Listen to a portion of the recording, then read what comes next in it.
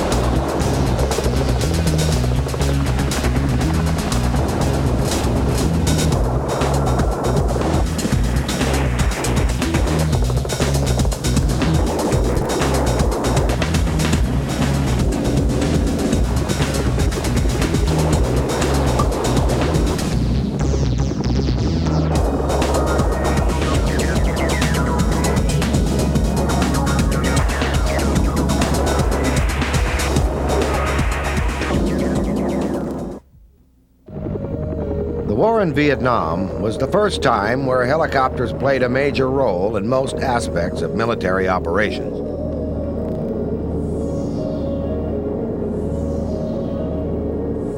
Helicopters did everything from lifting outsized objects, close support of troops, combat rescue of downed airmen, resupply of isolated fire support bases, psychological warfare, to the evacuation of casualties and transport of VIPs.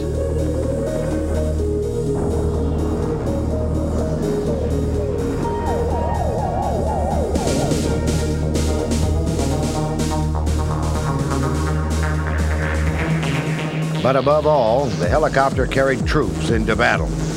It replaced the jeeps and trucks of earlier wars and gave rise to a totally new form of warfare: air mobile operations.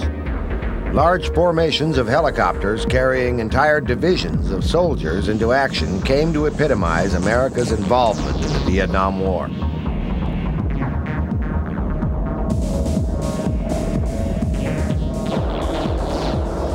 But assaulting a hot landing zone was certainly one of the most dangerous tasks of the war.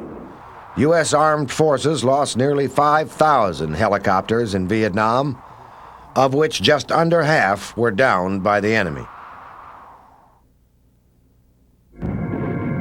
The first helicopters in Southeast Asia were not operated by the U.S. but by France.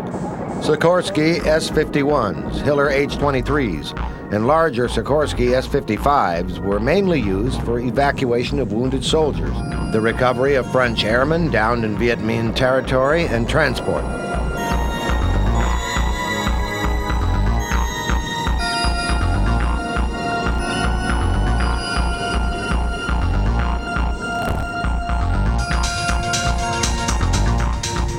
Soon after France's defeat at the Battle of Dien Bien Phu in 1954, the United States began to funnel aid into South Vietnam. Military assistance took the form of equipment and advice. When North Vietnam declared that the political struggle with the South was now a military struggle, the American advisors in Vietnam were sucked into the ensuing war.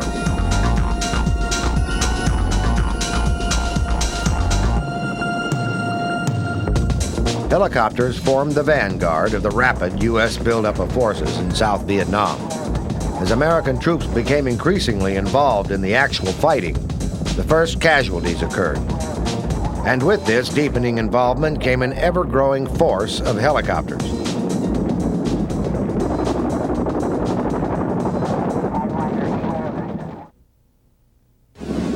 The first helicopters used in Vietnam were powered by piston engines. The most widely operated type was the Sikorsky CH-34 Choctaw, used by the U.S. Marine Corps and South Vietnamese Air Force until well into the 1960s as their main assault helicopter.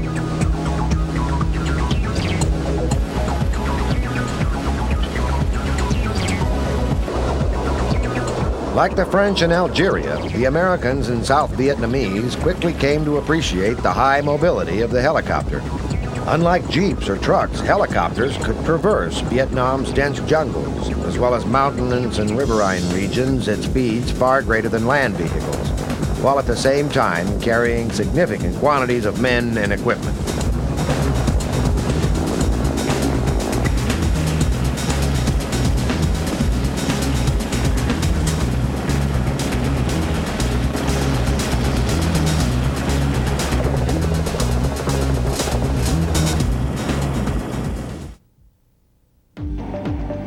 Apart from serving as a hauler of troops and supplies, the helicopter quickly acquired a combat role. The arrival of the U.S. Marine Corps and strength in 1965 saw a massive escalation of American forces in Vietnam.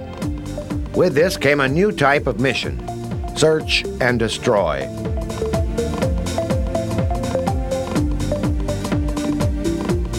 The declared enemy of the South Vietnamese and American forces was the Viet Cong guerrilla.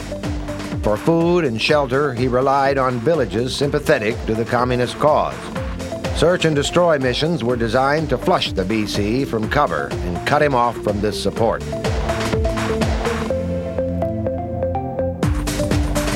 Helicopters were ideal tools for this mission. They could land troops rapidly and in strength to achieve maximum surprise.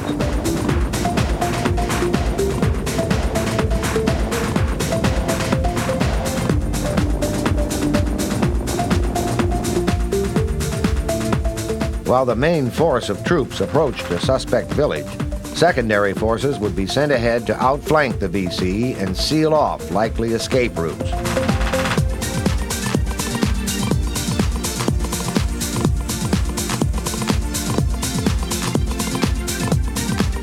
Troops searched for VC activity and interrogated villagers.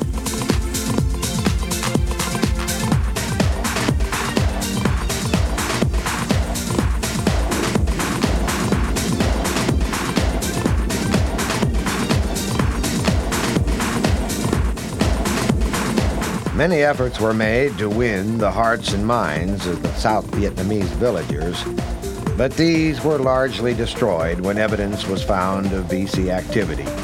Their homes and means of living were put to the torch. The villagers were relocated in fortified hamlets. Once again, helicopters played a part.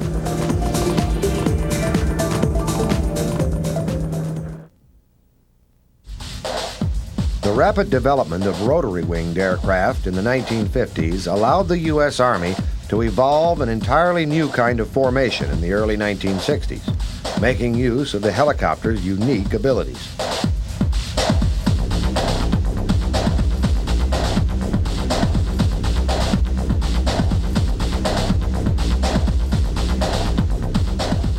As the buildup of U.S. forces in Vietnam continued, the value of helicopters as a means of transporting troops into combat was becoming increasingly clear.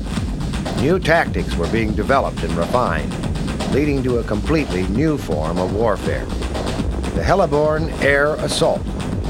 This integrated conventional assault of ground forces with the unprecedented mobility of helicopters.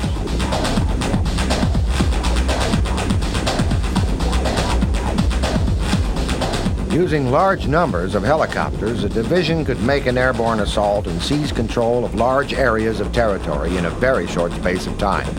Furthermore, the helicopter could move over or around obstacles which would normally impede personnel carriers and trucks, and at far greater speeds.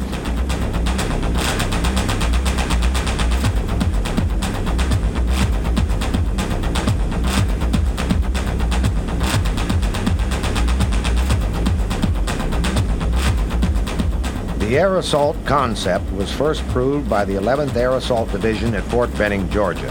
It was considered ideal for Vietnamese operations, so the 11th, renamed 1st Cavalry Division, Air Mobile, became the first complete U.S. Army unit to arrive in country.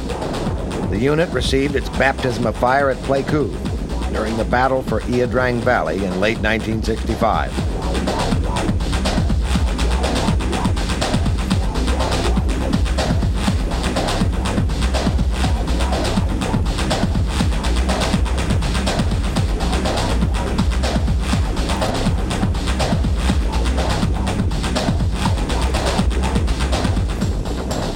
Helicopters were at their most vulnerable when approaching or exiting a contested landing zone area and were easy targets for the VC. Many were lost to ground fire. But the number was reduced by fitting the helicopter with its own suppressive fire in the form of a rapid-firing machine gun.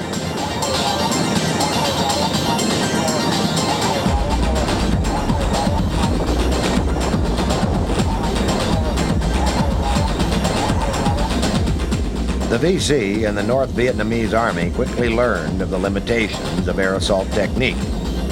Potential LZs were covered with fire or booby-trapped by means of spears planted in the ground to puncture the bellies of the assaulting helicopters.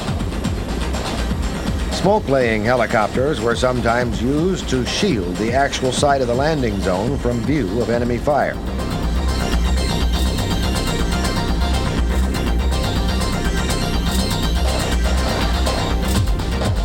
The LZ itself, marked by colored smoke, had already been reconnoitered and cleared of booby traps and other obstacles by a Pathfinder team. However, as a final check, pilots of the assaulting helicopters always verified the color of smoke by radio, in case the Pathfinder team itself had been ambushed.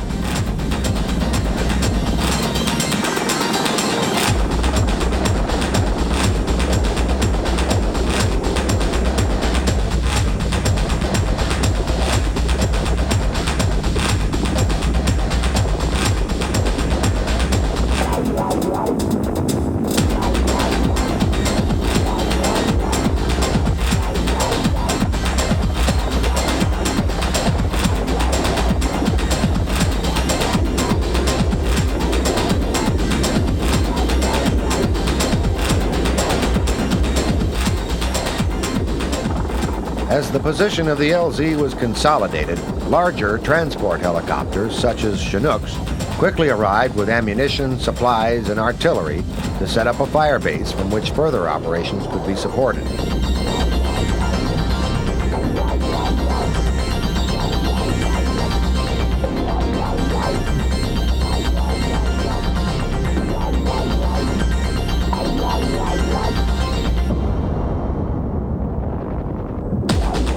Light scout helicopters such as the Bell Sioux and later the Hughes Cayuse were used to reconnoiter ahead of the ground forces.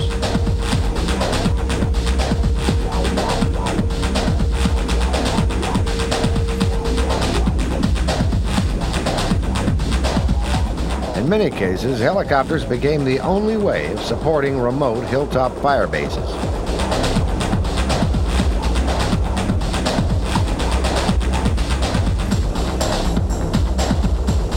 During exfiltration of troops after an assault, it was just as important to get in and out of the LZ as quickly as possible.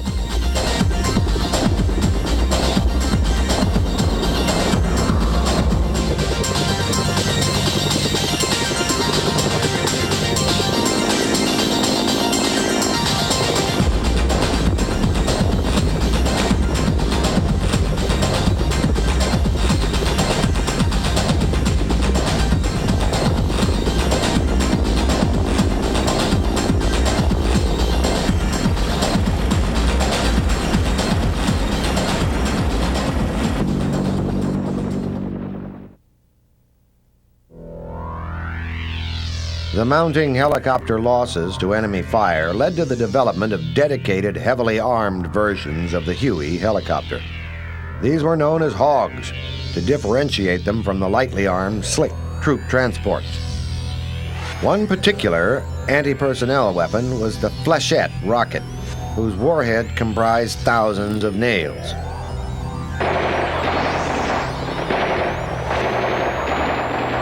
The Hogs were used as mobile aerial artillery, providing heavy fire support for troops in contact with the VC. They were well suited to this fire support role. As organic Army units directly attached to the ground troops, they could often react more quickly than Air Force fixed-wing close support aircraft.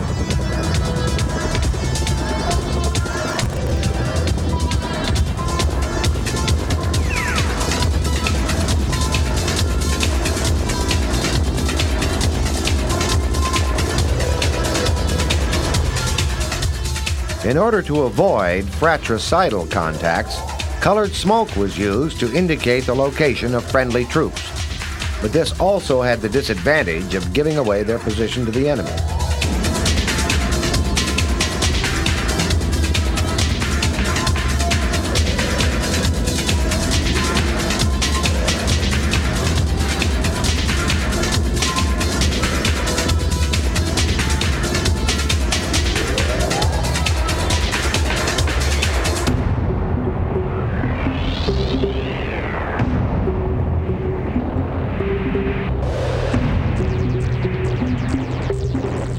Hog armament comprised 4 flexibly mounted machine guns, rapid-firing podded miniguns, 40mm grenade launchers, and 70mm rockets.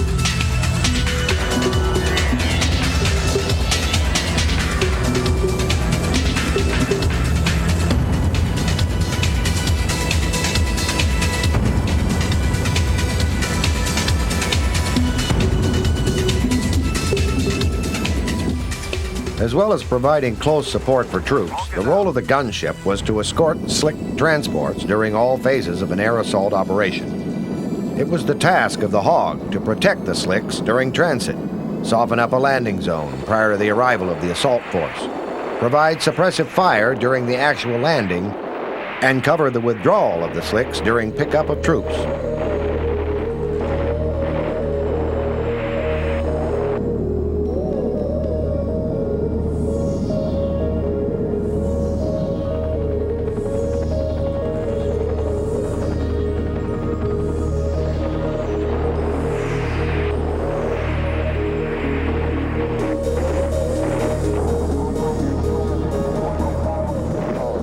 Massive infiltration of the VC into the Mekong Delta region of southern Vietnam saw the use of Huey gunships to fight the Brown Water War. The small force of U.S. Navy UH-1Bs was actively used to support Army and Navy riverine forces in the area.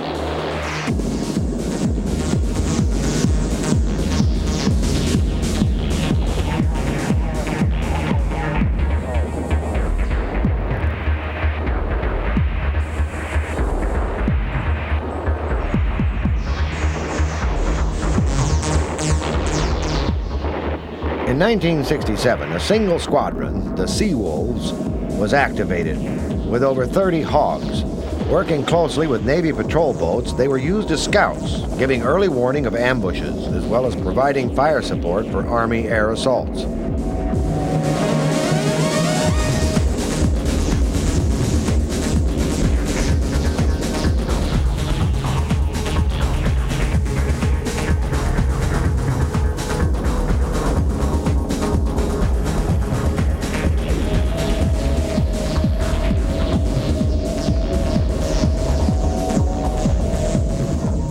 Assessments of value of the Hog gunship showed that it greatly reduced the losses of slick transports during the most vulnerable phase of an air assault, the arrival at a hot landing zone.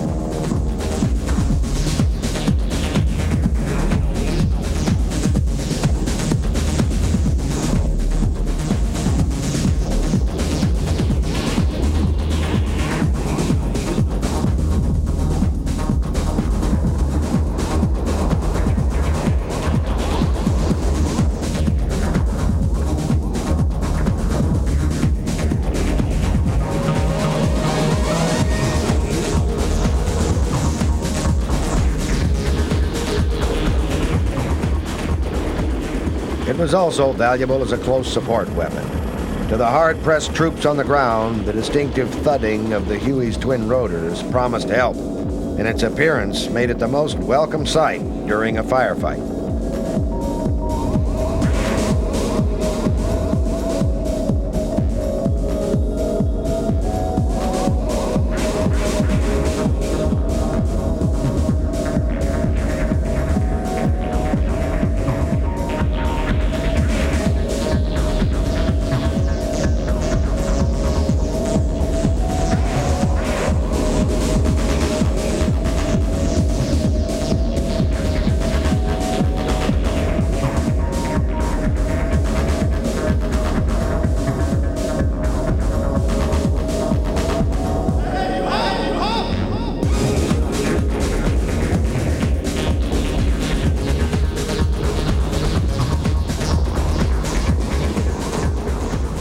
Due to the normal altitudes at which gunship attacks were made, nighttime operations were especially dangerous for the crews. Nevertheless, with the aid of illuminating flares, the Hogs could carry out tasks such as nighttime protection of fire bases. Hueys flew particularly intensive close support, resupply, and medical evac missions by day and night, especially during the battle for the E02 Valley in 1965.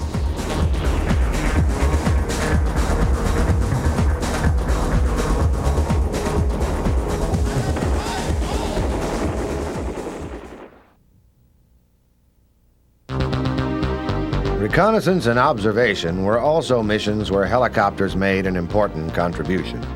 An air observer describes one such operation. No one ever forgets their first mission.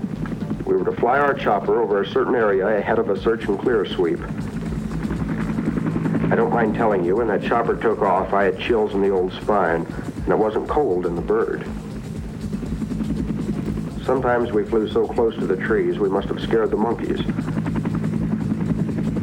Other times we flew at 1,200 feet. Then I felt like the biggest flying bullseye in Vietnam. But the pilot knew what he was doing, and soon we were over our assigned territory looking for Charlie. He's not easy to find unless you know what you're looking for. For example, if you see a herd of cows and one farmer, that's okay. But if that herd should have 10 or 12 farmers, you're looking at a VC crowd. Along the roads, a man on a bicycle might be a peasant, or he also might be a VC on his way to his troops. Come on down for a closer look. They'll be picking up pieces of helicopter in 5 provinces.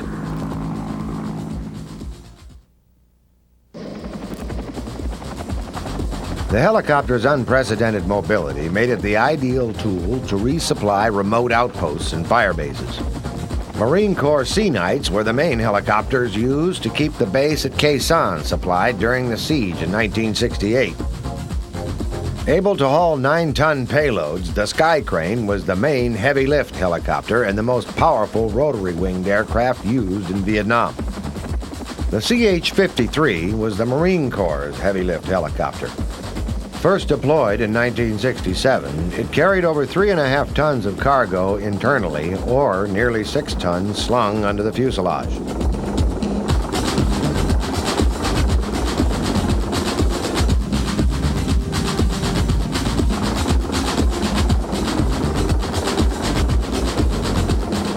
In the air assault role, it lifted 55 Marines into battle.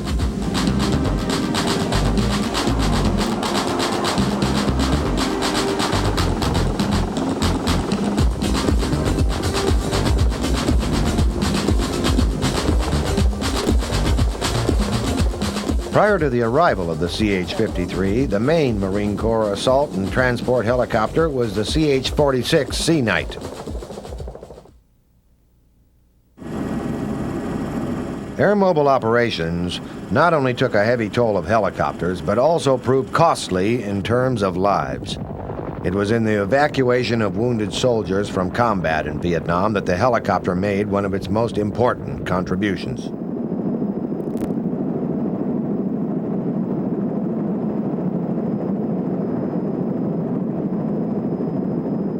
Dust-off became the universal term adopted for casualty evacuation helicopters.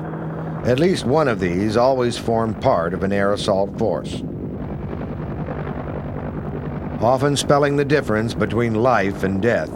The dust-off helicopters contributed significantly to the high percentage of combat wounded who reached effective medical aid in time for their lives to be saved.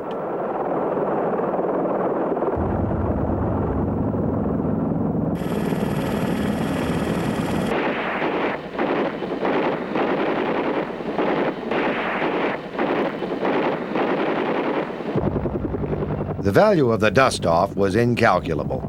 Of the 120,000 U.S. Army soldiers wounded in action, more than 100,000 were evacuated by helicopter. They also contributed significantly to the morale of the Army's fighting men.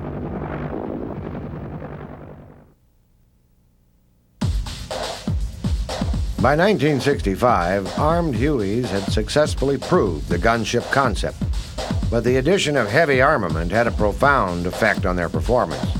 They were now slower than the slick transports they were meant to protect. While improved versions of Hawk gunships were being fielded, Bell hurriedly set about developing a helicopter to be used purely as a fighting machine, the world's first purpose-built gunship helicopter.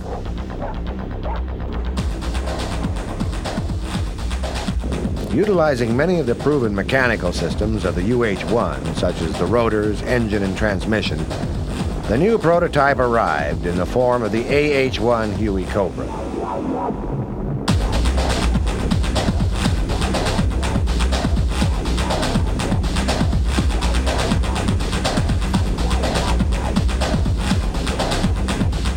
Gone was the distinctive tadpole-shaped cabin used to house troops.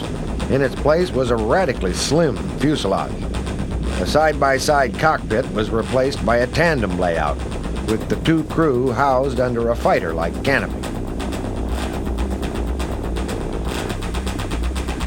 The narrow frontal area of the fuselage not only reduced drag and made the Cobra much faster and more maneuverable than the Huey, but also reduced vulnerability by exposing a smaller area to enemy fire.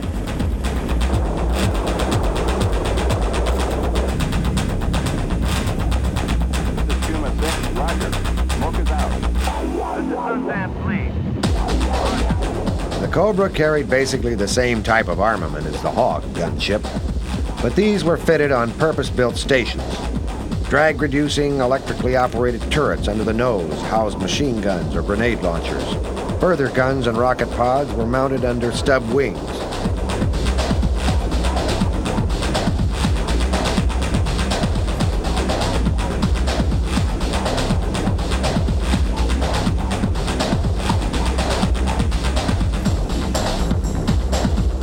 Entering service in 1967, the Huey Cobra proved an outstanding success.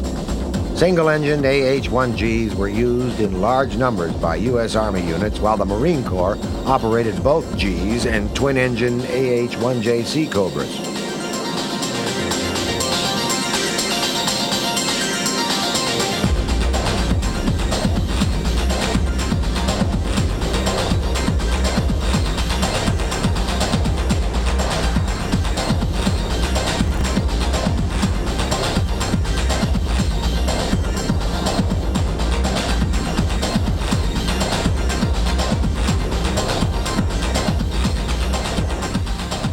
Although the Huey Hawk gunships were used right until the end of the war, these were largely replaced by the Cobra on assault escort and fire support duties. The Cobras generally worked in two-ship pairs known as red teams.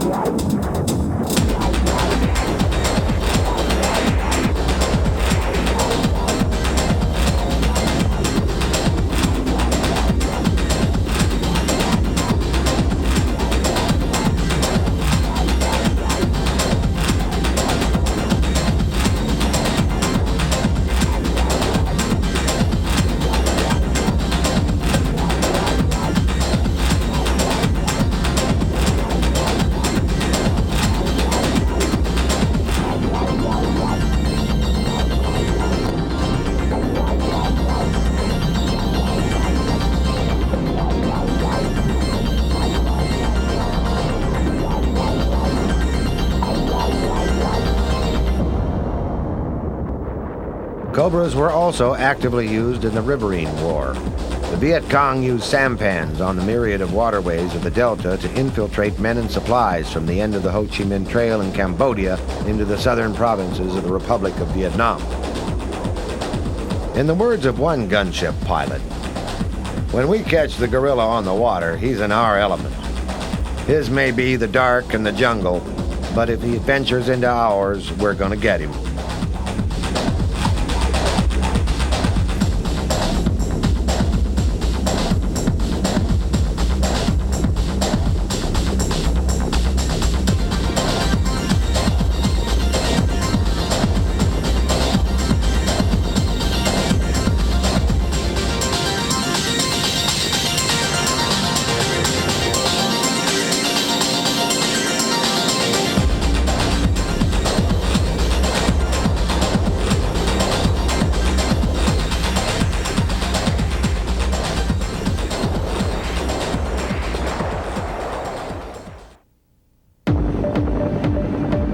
As well as carrying ammunition and beer to GIs at the front, helicopters ferried VIPs such as politicians and celebrities to the field.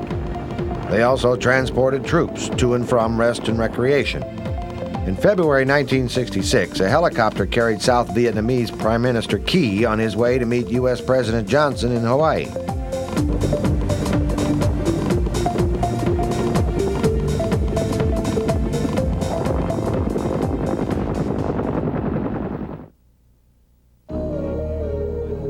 The Rolling Thunder bombing offensive saw U.S. Air Force and U.S. Navy tactical aircraft going into action daily against strategic targets in North Vietnam.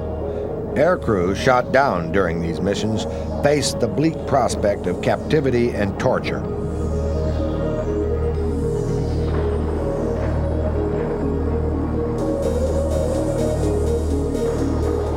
Arrayed against them were some of the world's toughest anti-aircraft defenses, from peasants armed with rifles to radar-directed heavy guns and surface-to-air missiles.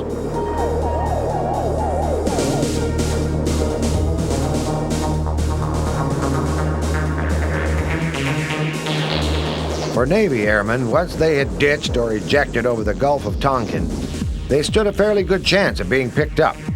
Prospects were worse for Air Force aircrew who had to nurse their shot-up jets across North Vietnam and Laos before recovery at their bases in Thailand. Accordingly, much effort was expended by the military in rescuing downed airmen under fire. For the Air Force, this took the form of a dedicated combat search and rescue unit. Equipped with Sikorsky HH-3 Jolly Green Giant helicopters and Skyraider piston-engined attack aircraft, the unit was based at Nakhon Phanom in northeastern Thailand for proximity to the most likely areas of rescue.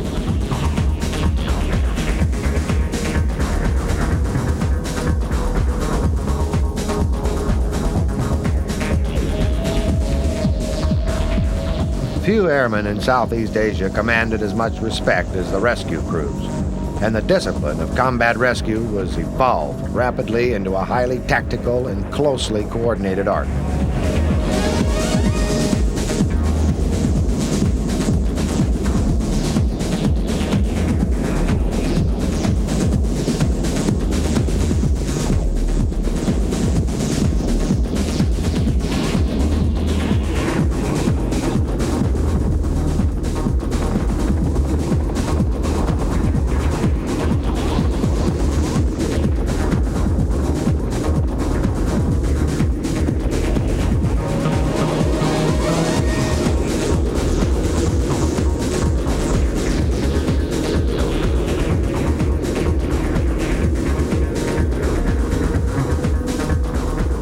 The skill and courage of the rescue crews led to some amazing saves in the face of heavy opposition. Such was the dedication that on a few occasions, more lives and aircraft were lost in the rescue than in the original incident. Aside from rescuing crews, helicopters also played a major role in recovering downed aircraft. Above all, this was the forte of the Sikorsky Sky Crane, which was credited with salvaging more than 380 aircraft valued at over $200 million.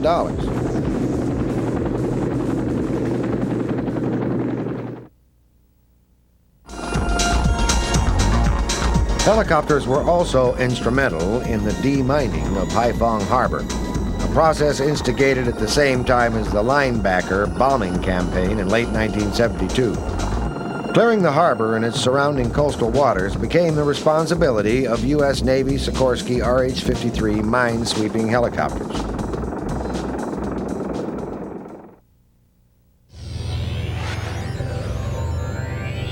The final chapter came with the collapse of the South in April of 1975. Once again, helicopters played a major part, as they had done all throughout the war. As thousands of refugees fled Saigon, Huey gunships flown by South Vietnamese pilots fought the last desperate rearguard actions to protect key points from falling to regular North Vietnamese Army troops.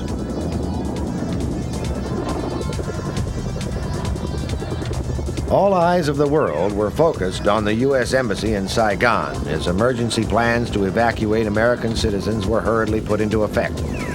Once Tan Son Nhut Airport had been overrun, helicopters were the only way out.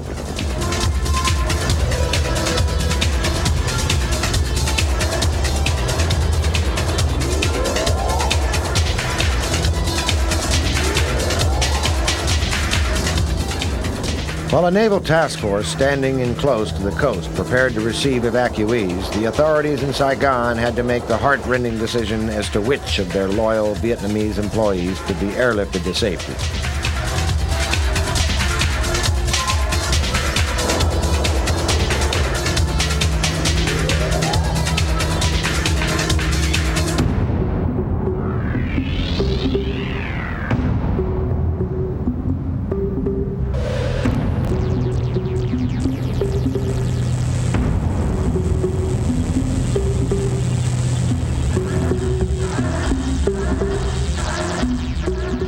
American involvement in Vietnam ended with an ignominious, hell-born retreat from a war that could not be won.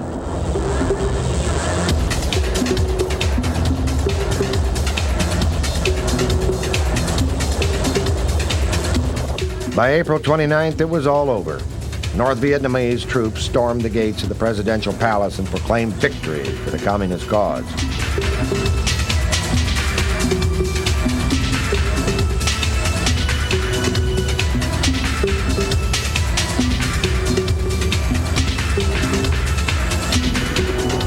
Evacuating U.S. Marine, Navy, CIA, and South Vietnamese helicopters were flying out to the American ships with more refugees. As each was emptied, it was rolled over the side to allow more to land. In 1975, each Chinook cost $250,000.